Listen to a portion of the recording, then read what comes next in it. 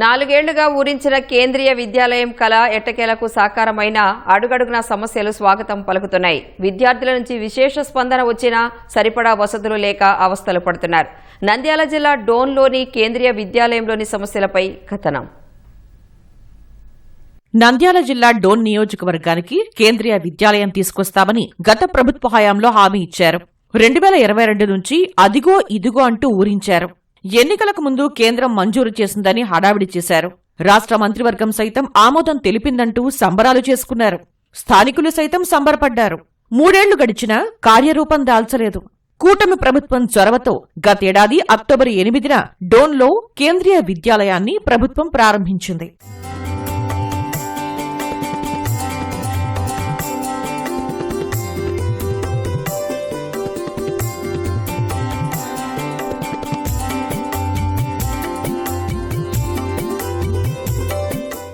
డోన్లోని ITI కళాశాలలో కేంద్రీయ విద్యాలయాన్ని తాత్కాలికంగా ప్రారంభించారు.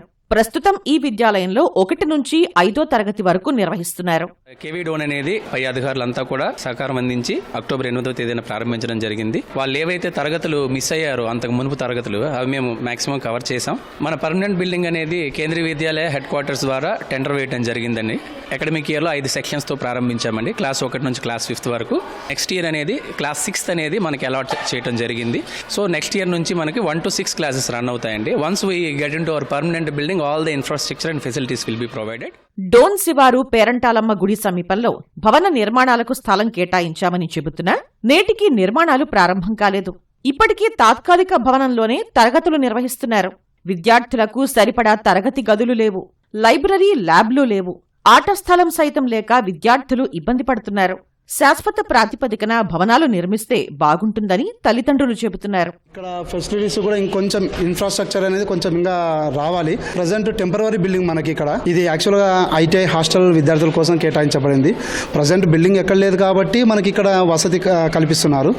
పెద్దలు గౌరవనీయులు అందరూ ఎమ్మెల్యే సారు, ఎంపీ మేడం గారు, ఆర్డీఓ గారు, కలెక్టర్ గారు అందరూ సహకరించి పర్మనెంట్ బిల్డింగ్ ఏర్పాటు చేసి ఇంకా చాలా బాగుంటుందని కోరుచున్నాం. మేము వాళ్ళకి ఒక పర్మనెంట్ బిల్డింగ్ ఉండి ఇంకా అక్కడికి ఇక్కడికి షిఫ్ట్ అవ్వకుండా పిల్లల్ని, ఎందుకంటే ఒక పర్మనెంట్ బిల్డింగ్ ఉంటే మీ స్కూల్ వాళ్ళు కూడా ఏదైనా ఇన్ఫ్రాస్ట్రక్చర్ ప్రొవైడ్ చేయడానికి కూడా వాళ్ళకి కన్వీనియంట్గా ఉంటుంది. ఇక్కడ ఇది టెంపరీ బిల్డింగ్ అనేసి కొన్ని చేయలేక ఆగిపోయేవి కూడా కొన్ని ఉంటాయి. సో వాళ్ళకి వీలైనంత త్వరగా పర్మనెంట్ బిల్డింగ్ అలొకేట్ చేయగలిగితే సో వాళ్ళు ఏదైనా ఇన్ఫ్రాస్ట్రక్చర్ డెవలప్ చేయడానికి కూడా కన్వీనియంట్గా ఉంటుంది. కేంద్రీయ విద్యాలయం కంటే ఒక బిల్డింగ్ శాంక్షన్ చేసి అక్కడ కట్టించి అక్కడ గ్రౌండ్ అన్నీ ఉంటాయి. ఇక్కడ ఫెసిలిటీస్ కొంచెం తక్కువ ఉన్నాయి. అంటే ప్రజెంట్ కదండి, ఫస్ట్ కాబట్టి మనం కూడా ఏమీ అనుకోవడం లేదు. ఇంకా నెక్స్ట్ ముందుగా అయినా కానీ వీళ్ళకంటూ ఒక స్కూల్ ఇచ్చి కట్టించి బిల్డింగ్ అక్కడ ఫ్యాకల్టీ నార్త్ ఇండియన్స్ మంచిగా అందరినీ ఫ్యాకల్టీ పెట్టి ఇంకా మంచి డెవలప్ చేస్తారని కోరుతున్నాను. ప్రభుత్వం కేటాయించిన స్థలంలో పూర్తి స్థాయిలో భవన నిర్మాణాన్ని సాధ్యమైనంత త్వరగా పూర్తి చేయాలని విద్యార్థి సంఘాలు కోరుతున్నాయి.